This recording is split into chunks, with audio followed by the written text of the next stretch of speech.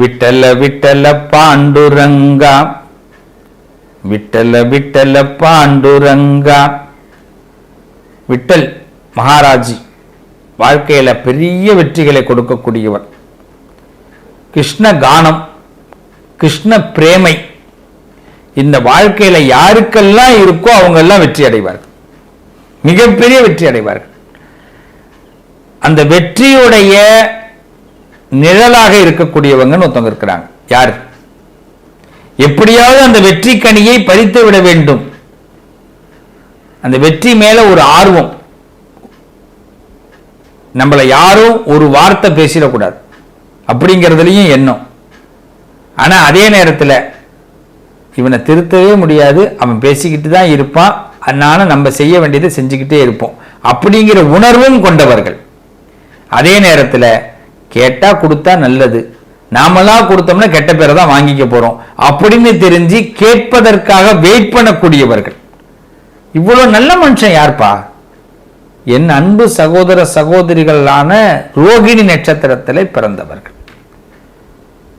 இந்த ரோகிணி நட்சத்திரத்தில் பிறந்த என் அன்பு சகோதர சகோதரிகள் ஜென்மாவிலையும் பார்த்தீங்கன்னா ஒரு பிறவி எடுத்தோம் அப்படின்னா ரோகிணியில பிறந்துடணும். ஏன்னா பகவான் ராம அவதாரத்தை அடுத்து கிருஷ்ண அவதாரம் எடுக்கும் பொழுது அவன் பிறந்தது ரோகிணியில தான். கலியுகத்துக்கு முன்னாடி வந்த யுகத்திலே கிருஷ்ணன் அவதரித்தான், ரோகிணியில அவதரித்தான். அவன் அவதரித்த அந்த நட்சத்திரத்தில் நாம் அவதரிக்கிறோம் பாருங்க, இவாளை விட புண்ணியவாதிகள் யாருமே கிடையாது. கிருஷ்ண பிரேமை, கிருஷ்ண கானம், கண்ணனுக்கு ரொம்ப பிடித்த சில விஷயங்களை எல்லாம் நம்ம செய்யக்கூடிய ஆற்றல் நமக்கு வந்துடும். அப்படிப்பட்ட ரோகிணி நட்சத்திரத்தில் பிறந்த என் சகோதர சகோதரிகள் வாழ்க்கையில எல்லா வெற்றிகளும் உங்களுக்கு கிடைக்கும், தெய்வ பலம் கிடைக்கும். பிறந்தநாள் கொண்டாடக்கூடிய என் அன்பு சகோதர சகோதரர் அனைவருக்கும் பிறந்த நாள் வாழ்த்துக்கள். கல்யாண நாள் கொண்டாடக்கூடிய அன்பு சகோதர சகோதரர் அனைவருக்கும் கல்யாண நாள் வாழ்த்துக்கள். விரைவில் கல்யாணம் நடக்கணும், விவாகம் ஆகாத என் சகோதர சகோதரிகளுக்கு விரைவில் கல்யாணம் நடக்கக்கூடிய பலம் கிடைக்கணும். அந்த இறைவன் பரிபூர்ணமாக அதை கொடுக்கணும். வாழ்த்துக்கள், ஆசீர்வாதங்கள். கிரகங்கள் சீக்கிரமா கிரகப்பிரவேசம் நடக்கணும், கிரகப்பிரவேசம் நடத்தக்கூடியவாருக்கு வாழ்த்துக்கள். எல்லா செல்வங்களும் பரிபூரணமாக ரோகிணி நட்சத்திரத்தில் பிறந்த என் அன்பு சகோதரர்களுக்கு கிடைக்கும். பட்டங்கள் பெறக்கூடிய நேரம், பதவிகள் கிடைக்கக்கூடிய நேரம், கண்டிப்பாக அரியாசனம் இந்த ரோகிணி நட்சத்திரக்காரர்களுக்கு உண்டு உண்டு உண்டு. நம்ம போற வழியை சரியா தேர்ந்தெடுங்க ரோகிணி நட்சத்திரக்காரர்களை, போற பாதையை சரியாக தேர்ந்தெடுங்க. நீங்க தேர்ந்தெடுக்கக்கூடியதுதான் பெரிய விஷயமே. யார் நம்மள மதிக்கலையோ அந்த பக்கமே போகக்கூடாது. யாரு நம்மள மதிக்கலையோ, மதியாதார் தலைவாசல் மிதியாதே அப்படின்னு சொல்லியிருக்கிறாங்களே இல்லையா? உண்டுதானே? அதை முதல்ல வேத வாக்காக எடுத்துக்கணும். ரோகிணி நட்சத்திரம் நிம்மதி வந்துடும். கேட்டதும் கொடுப்பவனே கிருஷ்ணா கிருஷ்ணா கீதையின் நாயகனே கிருஷ்ணா. நான் பாட்டு இந்த பாட்டெல்லாம் நிறைய பாடியிருக்கேன், எல்லா நிகழ்ச்சியிலையும் பாடியிருக்கேன். என்ன காரணம்? கேட்டதும் கொடுப்பவன் கிருஷ்ணன், கண்ணன் அப்படிதான். அப்ப நீங்க என்ன பண்ணணும்? ரோகிணி நட்சத்திரக்காரர்கள் ஏதாவது கேட்டா போய் செய்யுங்க. நீங்களா தானா இன்வால்மெண்டா ரொம்ப ஆர்வ கோளாறுல உள்ள போயிட்டோம்னா ரொம்ப சிரமம், அவமானப்பட்டு திரும்புறோம். பல இடங்கள் அவமானத்தை தேடி வாங்கிக்கிறவர்கள் இந்த ரோகிணி நட்சத்திரத்தில் பிறந்தவர். உண்டா இல்லையா? யோசிங்க. தெய்வ பலம்லாம் இருக்கு, ஆனா நம்மளா பிரயாசப்பட்டு போனதோட விளைவு கஷ்டம். படைக்கக்கூடிய ஆற்றல் உள்ளவர்கள் ரோகிணி நட்சத்திரக்காரர்கள். உண்மையிலேயே சொல்ல போனா வீட்டில் ஒரு ரோகிணி இருந்தா பயப்பட வேணாம். குழந்தை ரோகிணியில பிறந்துட்டான்னா பயப்படாதீங்க. எல்லாம் சொல்றா ரோகிணியில பிறந்துட்டான், மாமனுக்கு ஆகாது. அவன் மாமன் கெட்டவன், அதனால ஆகல. ஓ மாமன் நல்லவனா கெட்டவனா சொல்லம்மா பாப்போம். நான் சொல்றது புரியுதா? அவன் மாமன் கெட்டவன், கண்ணனுடைய மாமன் கெட்டவன். ரோகிணியில அவதரித்தா, மாமனை சம்ஹாரம் பண்ணா, ரைட்டு. ஓ மாமன் கெட்டவனா? பொதுவா ரோகிணி நட்சத்திரம் பிறந்தா மாமனுக்கு ஆகாது. என்னப்பா இது நியாயம்? என்னப்பா தர்மம்? என்ன தர்மம் இது? இது தர்மம் இல்லை. அப்ப என்ன அர்த்தம்? இப்படி சொல்லுங்க பாப்போம் பாசிட்டிவா. ரோகிணி நட்சத்திரத்துல குழந்தை பிறந்துட்டான், மாமா நீ சமத்தா இருக்கணும், இனிமேல் இன்னும் தப்பு பண்ணாத, தப்பு பண்ணா உன் மருமகன் உடனே தண்டிச்சிருவான். அந்த சின்ன வடு அது பிறந்ததுக்கு உடனே ஒரு குடும்பத்தையே பிரிச்சிடுறான். நல்லா இருக்கிற உறவு பிரிஞ்சிடுது. சின்ன வடு அதுக்கு என்ன தெரியும்? ரோகிணி நட்சத்திரத்தில் பிறந்தது அதோட குணமா? ரோகிணி தெய்வத்தோட குணம். இந்த அவதாரத்திலேயே பார்த்தீங்கன்னா விஸ்வரூப தரிசனம் கொடுப்பார் கண்ணன். விஸ்வரூப தரிசனம் மகாபாரதத்தில் கடைசியில் பார்க்கலாம். பாரத கதையில வரும். இன்னைக்கு இந்த பாரதமே எதிர்பார்த்துக்கிட்டு இருக்கு அது மாதிரி ஒரு விஸ்வரூப தரிசனம் கிடைக்காதான்னு. அப்படி ரோகிணி நட்சத்திரத்தில் பிறந்தவர்கள் நிச்சயமாக ஏழைகளுக்கு இல்லாதவர்களுக்கு உதவி செய்ய குணம் கூட நின்றவர்கள். வீட்டுக்குள்ளே வச்சுக்கிட்டு இல்லைன்னு சொல்ல மாட்டாங்க. ரோகிணி நட்சத்திரத்தில் பிறந்தவர்கள் ஆளக்கூடியவர்கள், அரசாளக்கூடியவர், கெட்ட எண்ணமே வராது. ஆனா அவங்கள பத்தி தூற்றாதவர்களே கிடையாது, எல்லாரும் தூற்றுவோம். இவ்வளவையும் தாங்கி கொண்டுதான் ரோகிணி அடுத்த கட்டத்துக்குள்ள போகும். அதனாலதான் சொல்றேன், இந்த பிறந்த குழந்தைகள் எல்லாம் ரோகிணி நட்சத்திரத்தில் பிறந்துட்டுனா ரொம்ப கவலை எல்லாம் படாதீங்க. உண்மையிலே கண்ணனோட நட்சத்திரம் கஷ்டமே படுத்த மாட்டான். எது மண்ணை கூட திம்பான், மண்ணை திம்பாங்க. நம்ம இப்படிதான் சாப்பிடணும் கூட கிடையாது, எது கொடுத்தாலும் சாப்பிடுவாங்க. ரொம்ப நல்லவங்க. அப்படிப்பட்ட கோபியருக்கு பிடித்த ரோகிணி நட்சத்திரத்தில் பிறந்தவர்கள் தெய்வ பலம் கண்டிப்பாக உண்டு, எந்த விதத்தில் கெடுதலும் கிடையாது. அதே மாதிரி பார்த்தீங்கன்னா பிரம்மம் இந்த உலகத்துடைய தலை விதி எழுதப்படக்கூடியது. இந்த நம்மளுக்கு என்னெல்லாம் தோணுதோ இது பிரம்மாவால தோணக்கூடியது தான் நமக்கு தோணும். பிரம்மன் எதை நினைக்கிறானோ அதை தான் நமக்குள்ள கொண்டு வந்து செலுத்தி அதை வெளியில கொண்டு வருவான். அப்ப ரோகிணி நட்சத்திரக்காரர்கள் நல்ல திட்டங்களை உருவாக்குவார்கள். அவசியமாக நீங்க திருச்சிக்கு பக்கத்துல திருப்பட்டூர் அப்படின்ற ஒரு ஊர் இருக்கு. அங்க பிரம்மனுடைய ஸ்தலம் இருக்கு. அங்க பிரம்மன் ஆலயத்திற்கு போய் வழிபாடு கண்டிப்பாக செய்யுங்க.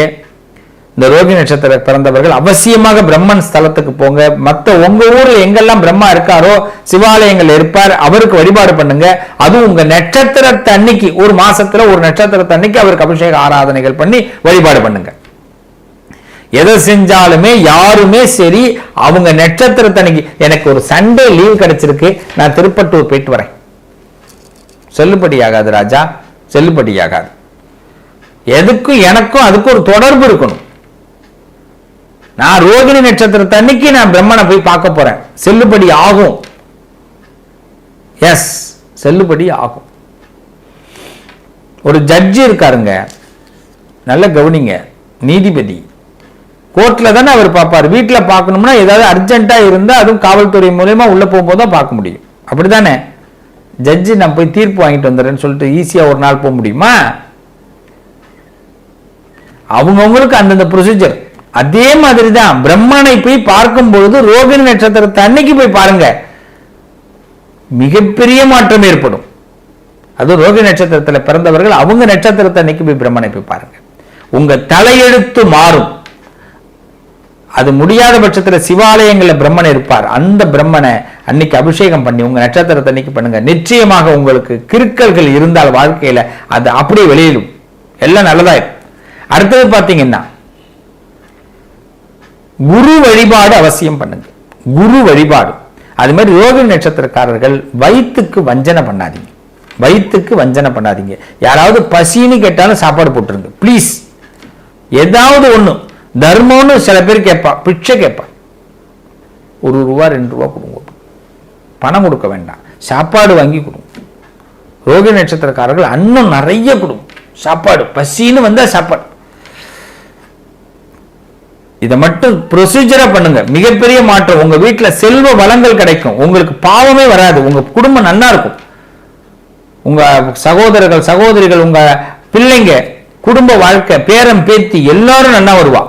கோடீஸ்வரர் நீங்க போட்ட சோறு தான் அவளை பெரிய அளவில் முன்னேற்றும். நீங்க அவ்வளவு புண்ணியம் பண்ணுவீங்க, தெரியவே தெரியாது. புண்ணியம்னா என்ன தெரியுமா? பக்கத்தில் உள்ளவாளை அனுசரணையா வச்சுக்கிறதே புண்ணியம் தான். பாவம் எது தெரியுமா? நமக்கு கண்ணுக்கு நேரம் ஒரு வார்த்தையை சொல்லி அவளை நோகடிக்கிறது, இந்த இதயத்தை அப்படியே சுருங்க வைக்கிறது தான் பாவம். இதை ஒரு காலமும் ரோகிணி நட்சத்திரம் பண்ணாது, இதை நல்லா தெரிஞ்சுக்கணும். யாரா இருந்தாலும் சரி, ரோகிணி நட்சத்திரக்காரர்கள் அவங்க என்ன பண்ணுவாங்கன்னா அதிகபட்சம் மற்றவ மனசை சந்தோஷப்படுத்துற வேலையை பார்ப்பான். இதுதான் ரோகிணி நட்சத்திரம்.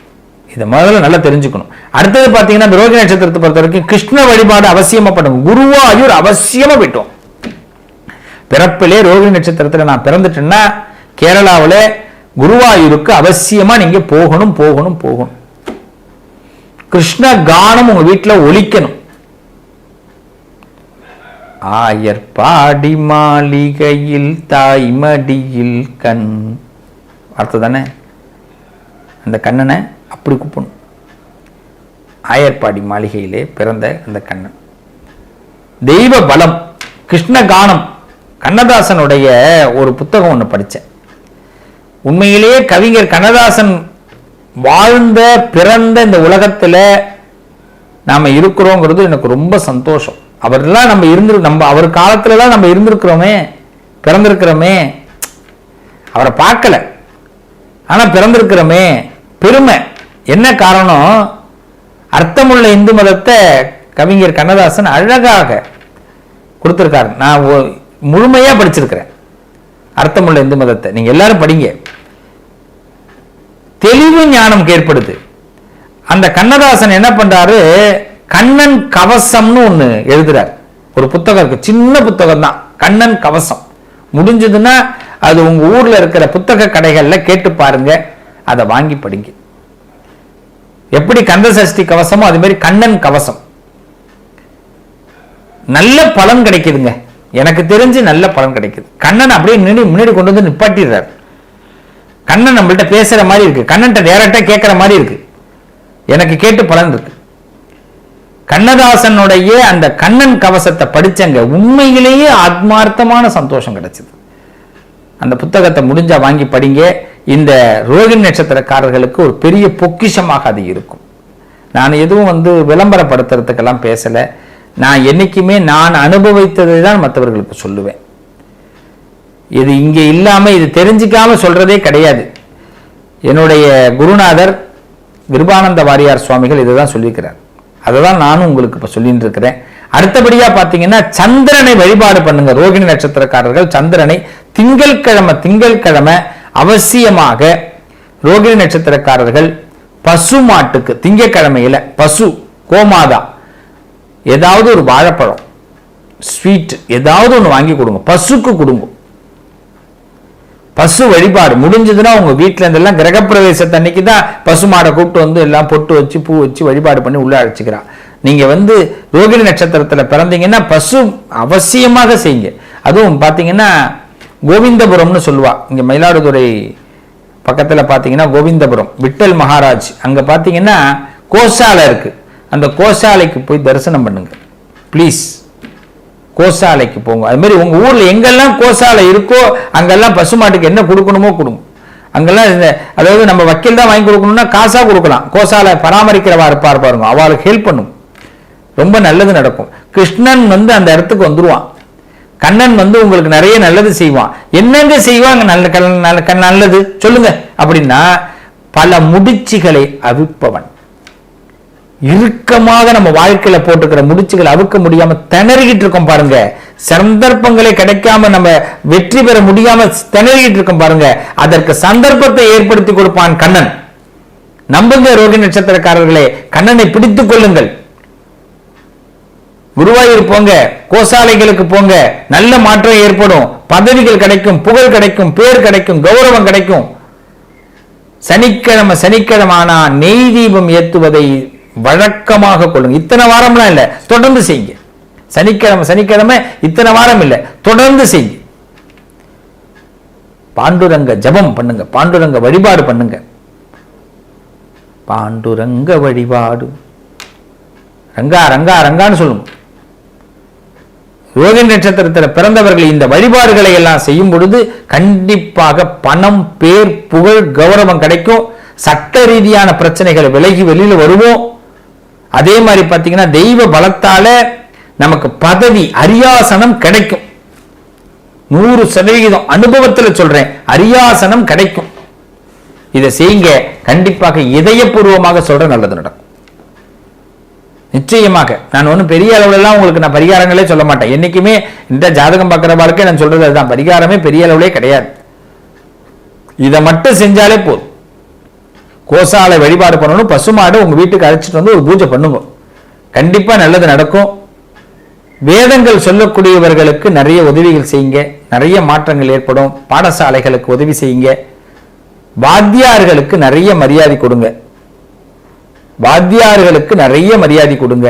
ரோகிணி நட்சத்திர பிறந்தவர்கள் நீடூழி வாழ்வீர்கள், எந்த குறையும் வராது. கண்ணன் உங்களை கவசமாக இருந்து காப்பாற்றுவான். உங்களுக்கு உண்மையிலேயே உங்களுக்கு என்ன கஷ்டம் வந்தாலும் விலக்கிடுவான். இன்னும் சொல்ல போனா அதிர்ஷ்டத்தை கொடுப்பான். அதிர்ஷ்டம் வேணுமா? கண்ணன் வழிபாடு செய்யுங்க. செய்யலாமா? நல்லதே நடக்கும். வாழ்த்துக்கள். ரோகிணி நட்சத்திரத்துல பிறந்தவர்களை. நாராயணாய வித்மகி வாசுதேவாய தீமகி தன்னோ விஷ்ணு பிரஜோதகார்.